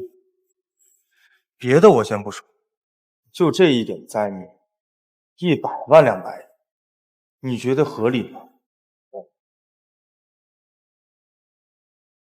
大哥，如今大前帝国寻常百姓1户5口之家1年的吃穿用度也不过才5两左右，100万两白银足够10万人2年的吃穿。你现在还觉得这个数字合理吗？如果加上修缮房屋，而如今粮食的费用又飙升，如此看来也不算离谱吧？不算。老九，我看你是昏了头。给灾民搭建的普通防寒的棚屋，根本不需要什么讲究的做工用料，能够防寒就行。你觉得这能花多少？你说的粮价飙升，我之前已经杀了大粮商胡谦，粮价早已压下来，更何况是朝廷出面买粮，有几个不长眼的敢胡乱涨？可房屋的搭建、粮食的搬运和发放，这些都需要人力啊！护送粮食、修建棚屋，这些灾民自己就可以出一份力，这又需要花多少人力钱？你傻乎乎的出面要100万，最后都进了各级官员的口袋，留给灾民们入手。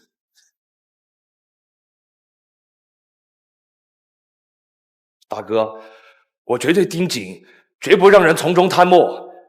那自然是最好的，我只给你10万两。对于这次赈灾，已绰绰有余。太子殿下开恩，至少批复30万两，否则臣弟无法向母后大人交代呀。我让你去赈灾，你给皇后交代什么？如果她有什么不满，你让她来找我。太子殿下是否不想让臣弟把赈灾的事情办好，以致让天下的人说臣弟仁慈，然后故意刁难？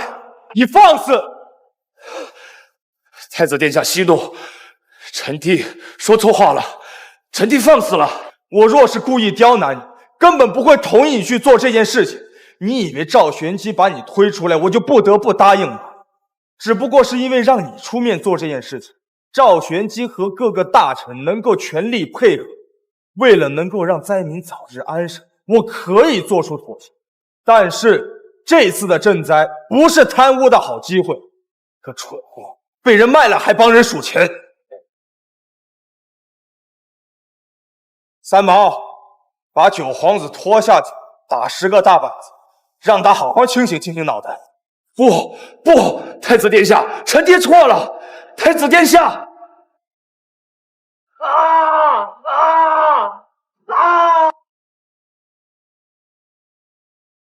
太子爷，消息传到皇后娘娘那边，皇后娘娘派人把9皇子接走了，可打足了10万，只打了7个板子。混账东西！把人给我拦下来！今天就算是天王老子来了，也得给我打足10板子！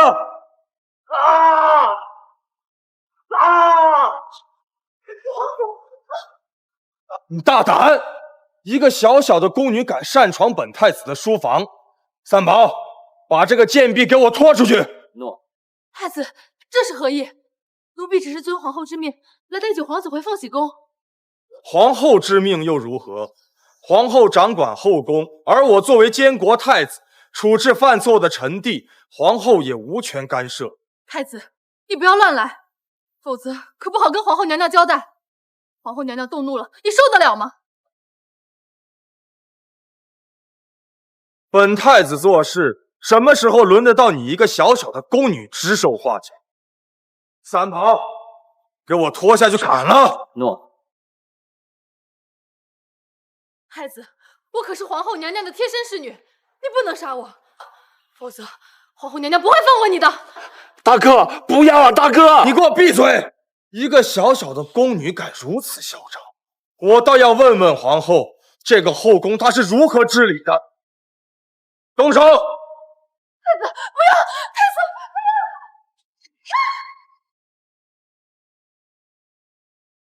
启禀太子殿下，那宫女已经伏诛。剩下的3板子，继续给我打！我就站在这儿，我倒要看看有谁敢阻拦。皇后娘娘驾到！儿臣参见母后。画眉是本宫的心腹宫女，跟随本宫多年，你一言不合就把她杀了，你心里可曾有你这个母后？我眼里何时没有母后了？母后你是知道的，儿臣平日有多在意。可是那宫女虽然跟随了你多年，但她当众顶撞了儿臣，儿臣杀了她，是为了严奖惩、立法度、正规矩。如此说来，本宫还要夸你了。母后谬赞了，儿臣身为监国太子，只是做了该做的。画眉说破天也不过就是个宫女，本宫不能将你如何。但大前自开国以来便以孝治天下，你身为监国皇太子，如今对手足兄弟如此残暴，你父亲昏迷不醒，但还有本宫，本宫岂能让你如此胡作非为？若非大前以孝治天下，若非兄有弟恭，这个不争气的弟弟，我早就杀了。什么？你竟然要把九皇子给砍了？你如此大逆不道，如此无法无天，你就不怕本宫设令把你禁足，等你父皇清醒之后，把你的监国之权收回吗？九皇子于袭政殿对我不敬，长兄如父，父皇如今无法亲自管教他，我这个当哥哥的自然是要代替父皇好好责。九皇子犯了什么错，需要受如此责罚？他不知民间疾苦，第一次赈灾便被那些大臣忽悠着要100万两银子。如果那些银子从国库掏出来，被那些大臣中饱私囊，我岂能当？因我降了他的预算，他心生不满，便斥责我说是为阴谋故意为难。他不想想，如果不是为了那些灾民，我为何要让他出面？九皇子如此不恭不敬，我作为长兄，自然是要好好管教。三宝，奴才在。将没打完的板子继续打完，狠狠的打，让九皇子好好长长记性。啊！母后，救救儿臣啊！母后，住手！我执意带走九皇子呢。打完之后，皇后娘娘可以带走他，但现在任何人都无法阻拦。你眼里还有我这个母后吗？母后，您可是要后宫干政。开国之初，大前太祖立下圣训，绝不允许后宫干政。120年前，宣仁宗时期，贵妃刘氏恃宠干政，宣仁宗之皇叔去太庙请来了太祖圣训，于湖心阁杖毙贵妃刘氏。湖心阁如今依然在，皇后娘娘可曾去过？好，你这个太子，连我都想杀！这么倾国倾城的皇后，我还没睡走蛇杀呢。可是本太子树立起来的权威，绝不允许任何人破坏掉。如果今天让皇后压我一头，以后谁还会听我的话？啊！三毛，去换太医来，给九皇子好生安置。诺。儿臣所作所为，实属无奈，还请皇后娘娘好生教导九皇子。儿臣告退。没用的东西！三毛，高丽使团这2天可有什么动静？据锦衣卫传回的消息，高丽公主那日回到驿馆后，心情似乎很不好。不过赵玄机之子赵太来之前意外遇见了高丽公主金雪熙，便疯狂地迷恋上了她，日日寻找机会接近。因为她的身份，金公主也不敢不理她。走，换身衣服去驿馆见见金公主，也该给她个定性。金公主，你最近是不是遇到什么麻烦？这2日都不愿意见我。无论遇到什么事，在这京城1亩3分地，我定能帮你办妥。赵公子，别人不愿意见你，你怎么还死缠烂打的？是你到这来干什么？我当然是来找金公主的。金公主连我都不见，会见你？除非你强闯。不过这可是关系到2国外交的大事儿，小心你的脑袋。我可不用强闯，金公主会自己请我进去。金公主啊，我是那日替你办事之人，现在事已办妥，特地前来告知。是你？你这个混蛋，你还敢来见我？等等，事情办好了，你快进来。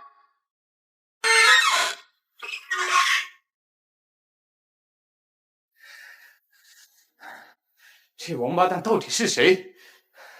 我现在就回去喊人，今天晚上非搞死他不可。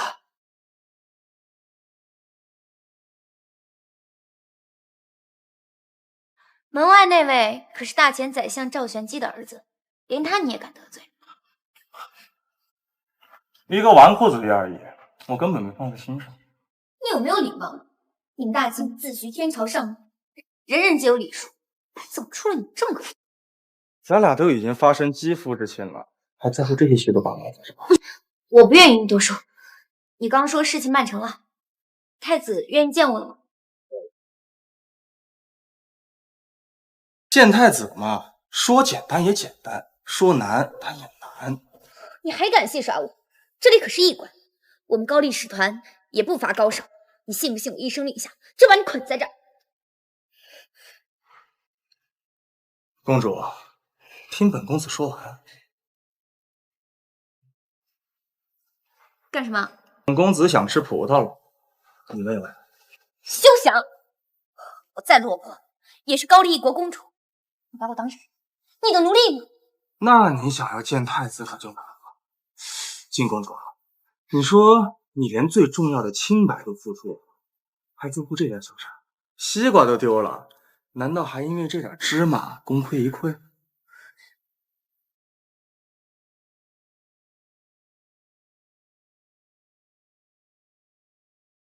这才怪呢！你无耻！后天太子东宫设宴，邀请高丽使团觐见。真的？公主不信？谁知道你是不是骗我？你这个大骗子，连我的清白都骗走。你要这么说的话，我都有点不好意思了。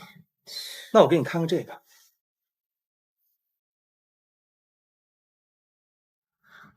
这玩意儿可做不了假，不然几个脑袋都不够掉。公主这下行了。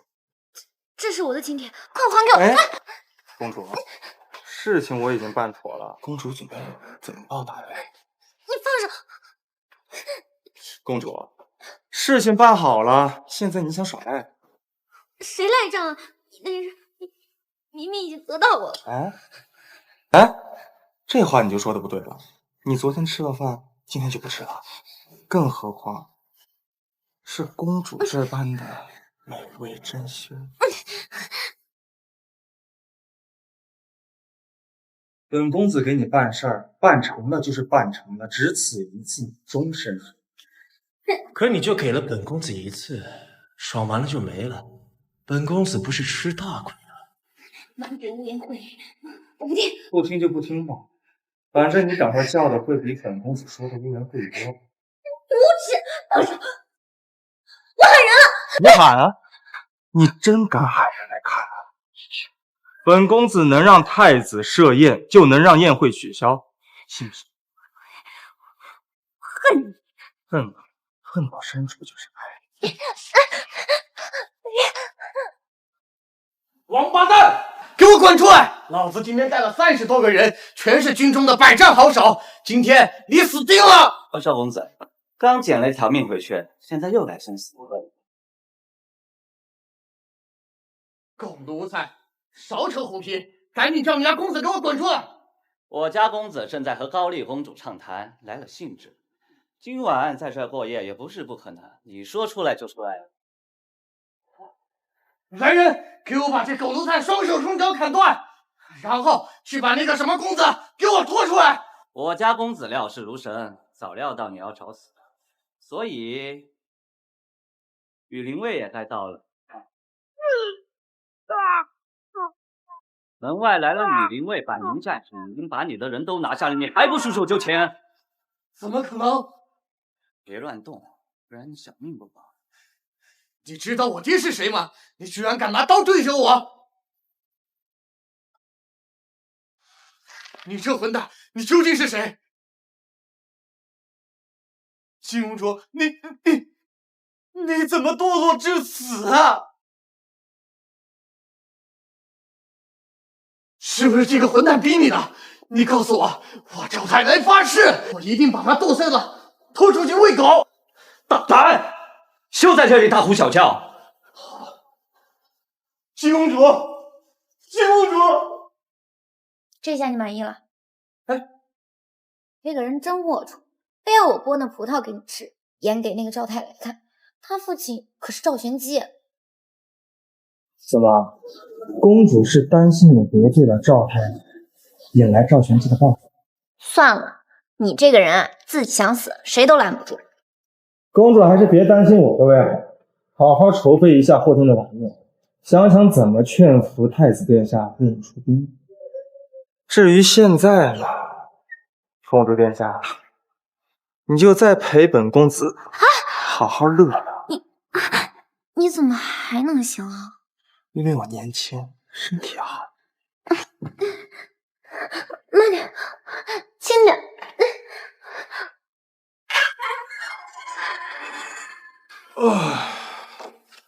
真舒坦。三毛，走，去看看九皇子和王腾焕赈灾赈的怎么样了。太子爷，您慢点，奴才给您引路。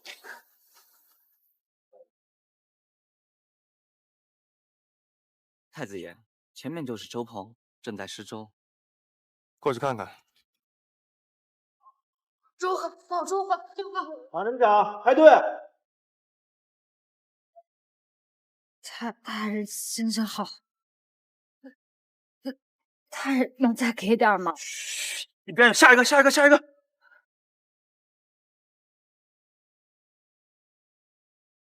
大爷心情好吧，再给添点儿。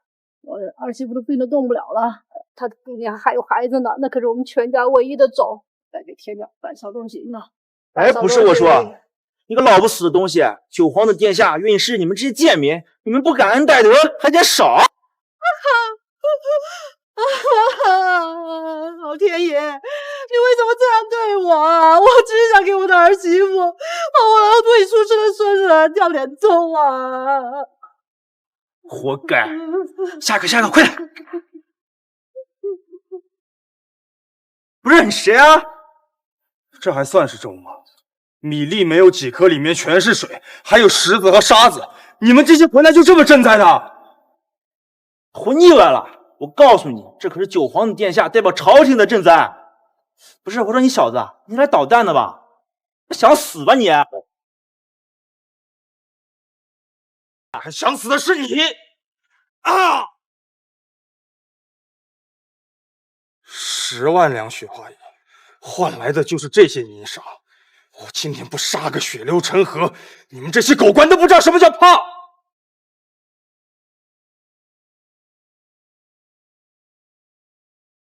老臣王腾焕见过太子殿下，不知太子殿下为何出现在这里？臣弟见过太子殿下。一群人费尽心思给你捞个博名声的机会，你就是这么给我博的？赈灾是你这么赈的吗？太子殿下，臣弟不拜。不明白？好，那我今天就让你看个明白。过来！沙子比空壳多，空壳比谷粒多，你就是这么代表朝廷赈灾的？来，你给我喝一碗这粥看看。太子殿下，我真的不知道，这些都是他们安排好的，我只是过来露个面，接受灾民的感激罢了。这个废物，天底下怎么有如此胆小蠢笨之人？太子殿下误会呀！这粮食实在难买，有钱都买不到毫米，臣也是无奈之举呀。太子，这米再差，总比那草根树皮要好啊！好一个比草根树皮好，好一个有钱也买不到毫米。你是把本太子也当做九皇子这种蠢货任你欺骗吗？京城附近的粮价早已恢复正常，什么样的毫米买不到？你拿这种垃圾来滥竽充数，肥的是你自己的腰包，毁的是朝廷的名声。来人，把这个混蛋给我拖下去砍了！太子且慢，这赈灾不只是粮食，其中有很多千头万绪。臣百忙之中出了一些纰漏，也是情有可原。人非圣贤，孰能无过？太子殿下如此苛责百官，丝毫错误都容不得。百官以后还如何做事？百官不做事，朝廷如何运转？好狗，你闭嘴！你竟敢如此侮辱老夫！侮辱？你算个什么东西？少在这里跟我装腔作势！你最好祈祷这件事情跟你没关系。否则，你这个狗头我要定！今天，本太子就要一查到底，谁在这次赈灾之中有贪墨的行为，谁都难逃一死。来人，把负责赈灾的官员都给我抓过来，我要一一审问。太子这是要大动干戈啊！殿下，此事细干重大，这里实在不是审问的地方。如果你要查，不如先回朝廷。把相关人等抓去刑部发落，此后三司会审。三司会审？三司都是你们的人，能审出什么来？啊！三毛，所有人给我押回大牢严刑拷打！太子，你这是在与整个朝廷作对！老匹夫，你找死！身为大前的臣子，居然敢说我一个监国太子挑衅朝廷？怎么，这朝廷是你这个狗东西的？太子，你竟敢如此欺辱老臣，我与你誓不罢休！好啊，好一个誓不罢休！你是在威胁本太子？如此看来，你更是万万留不得了。来人！王腾焕，你是要造反了？太子，你可别血口喷人啊！老臣忠于皇上，忠于朝廷之心，日月可昭，天地可见。而你只是一个太子，还没登基呢，行事就如此狠辣霸道，丝毫不顾忠臣的感受。就你还是忠臣？忠臣会拿着刀对着当朝太子吗？老臣这是逼不得已，只能自保。等回到京城，必要联合朝廷大臣上书，让你放下这监国之权。你不要以为你在监国就能视百官如无物，在这朝廷上有许多像老臣这样的忠良人士，断然容不得太子你胡闹。老匹夫，你说本太子霸道狠辣，那今日本太子就给你霸道狠辣看看。三毛，把这个狗东西给我拿下！如敢反抗，视为谋反，株连九族。我倒要看看王大人这种不忠不义之辈，是不是连株连九族都不怕？不想死的话，就乖乖把刀给我扔掉，跪下，否则，咱家保证，不但你得死，全家都得死。把王腾焕给我拿下！太子，你执掌监国，却对朝廷重臣煽动兵革，你就不怕寒了天下士子的心吗？下士子，你便能代替得了天下士子吗？况且我问你，这天下的根基是什么？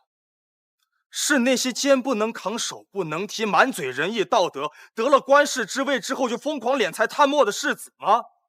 王腾焕，我告诉你，这天下的根基是那些百姓，是那些你看不起、瞧不上的泥腿子，一年年辛辛苦苦、面朝黄土背朝天的百姓。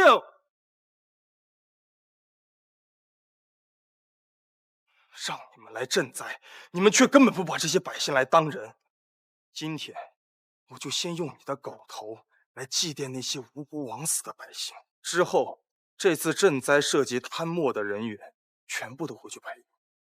拖下去，杀了！太子，你不知死活，丞相大人不会放过你的！丞相大人不会放过你的！啊！让你来赈灾，你却被这群贪官污吏耍得团团转，真是把皇族的脸面都丢尽了。自己滚回去，领30大板！滚！公主，你到底有没有想好，待会儿怎么说服大千太子出兵帮我们呀？只能试一试了。送上那柄剑，希望能引起大千太子的兴趣。就这一柄剑，真的能行吗？山鹰，你不懂，那是大前太祖皇帝的佩剑。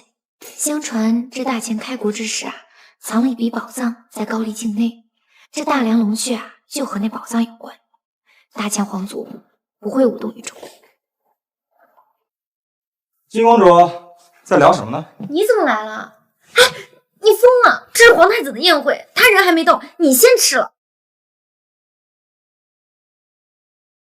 东西摆在这儿还不让人吃了？再说我渴了饿了还要忍着呀。放心吧，咱们太子殿下人很好的，一点也不小气。胡言乱语也要分场合，你这么放肆，不要命了？金公主是不是爱上我了？这么快喜欢啊？你要死啊！在这里胡闹，被人看到了，麻烦就大了。怕什么？他们人都还没来呢。再说了，有我在，你别怕。求你了，你别乱来了。等宴会结束了，你想怎么样都行。这宴会对我很重要，我不能失礼。好，我不乱来。但是你可答应我了，等宴会结束了，怎么样都行。你无赖！无赖怎么了？无赖能帮你办成事儿，那就是很了不起。你求了那么多高官，还不是收钱不办事儿？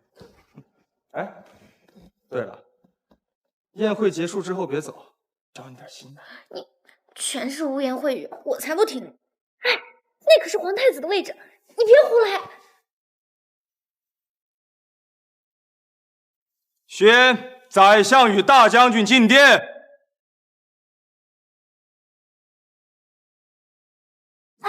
干哪去？那是皇太子的主人，你别胡来！宣宰相与大将军进殿。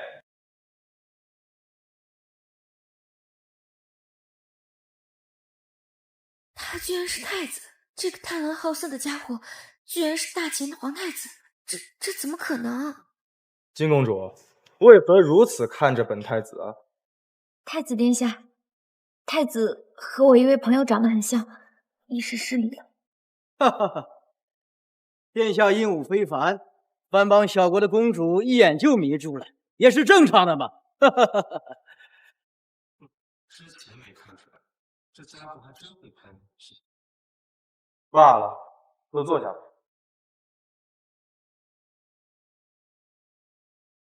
高丽使团千里迢迢来到京城，恐怕是有要事相商。但父皇龙体欠安，我代父皇招待诸位。金公主有什么事，可以和本太子说。和本太子说。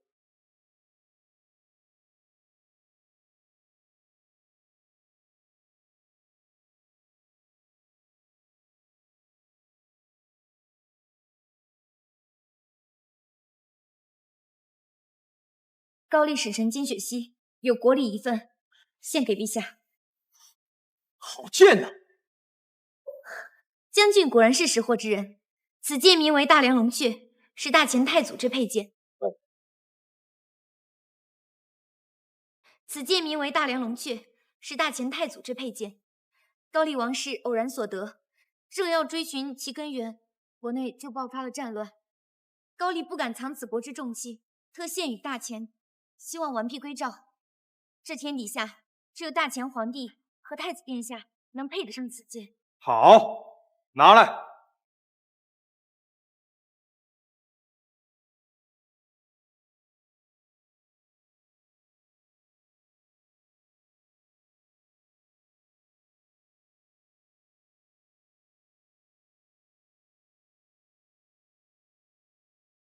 好剑，我代父皇感谢金公主所赠。恭喜殿下得太祖佩剑，必得太祖庇佑，我大前必文武昌盛。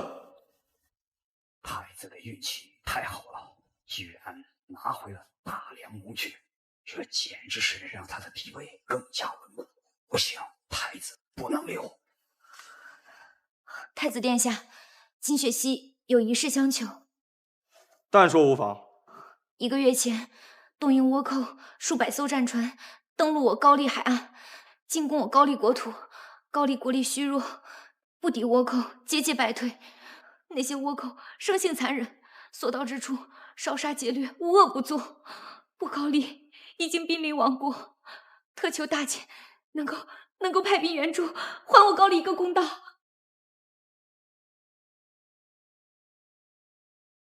宰相、大将军，对于此事，你们怎么决断？启禀殿下，老臣以为此事不能答应。第一，国内天灾连年，对朝廷而言，最要紧的是赈灾。第二，兵卒一动，便花出大量的真金白银。可是现在国库空虚，百姓疾苦，根本没有能力去支撑一场长久的战争。金公主，宰相所说也是事实。现在大前自顾不暇，若是轻易出兵高丽的话，恐怕也是支撑不起啊。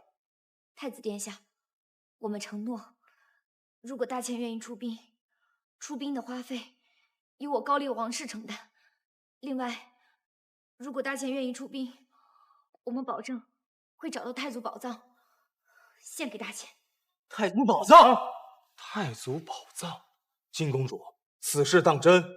没错，传说中太祖宝藏就藏在高丽境内。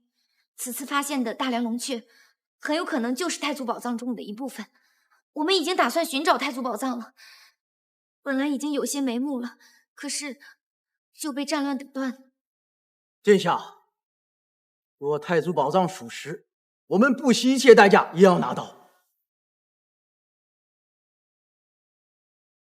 据说当年太祖宝藏是太祖留给李氏子孙救国之用，里面藏有兵甲10万，金银珠宝无数。若寻回宝藏，大前如今的颓势完全可解呀。大将军言之有理，消失了300年的大梁龙雀现世，那宝藏之事恐怕10有8九也是真的。宰相大人，此事你怎么看？如果真让太子找回太祖宝藏，他的势头简直可以压过洪绍。到时候谁还能阻止他继承大统？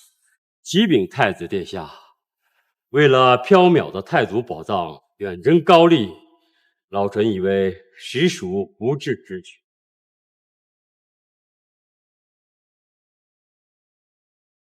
大前今年积弱，大草原上的匈奴虎视眈眈。我们一旦被卷入高丽这场战争，无论是胜负，我们都会元气大伤。到时匈奴袭来，我大前还是危在旦夕呀。还请太子殿下以黎民百姓为重，以江山社稷为重，暂时休养生息，不要与强敌血拼。好，好，好，宰相大人说的非常好啊。可是宰相大人，你似乎忘了一件事：我们大前的江山，从来不是靠委曲求全得来的，而是先祖手持大梁龙阙，于金戈铁马之中一步一步打上来的。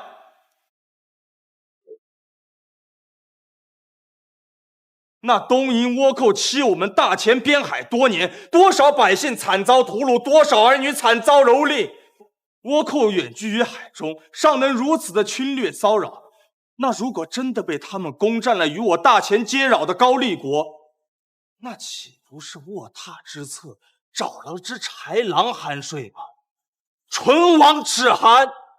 高丽虽小，也是我大前属国；东瀛虽弱，却是狼子野心。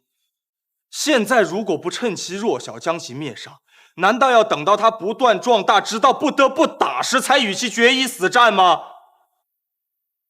如今寒冬，草原上冰天雪地，匈奴自顾不暇，此等乃是我之天赐良机。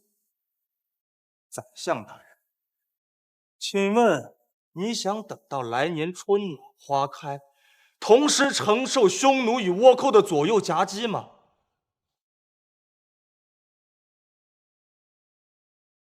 所以这一战，我们没有任何退路，打也要打，不打也得给我打。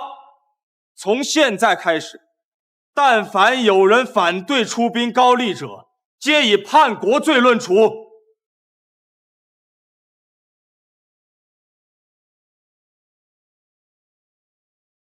殿下英明神武，微臣愿领兵杀尽倭寇，夺回宝藏。好，大将军果然忠肝义胆。出兵高丽之事，就由大将军全权负责，各部门必须配合。1个月内杀尽倭寇，寻回太祖宝藏。微臣领旨。臣等遵旨。太子绝不能动，必须要让赵律动手了。有东西，得寻回太祖宝藏，这是下你之日。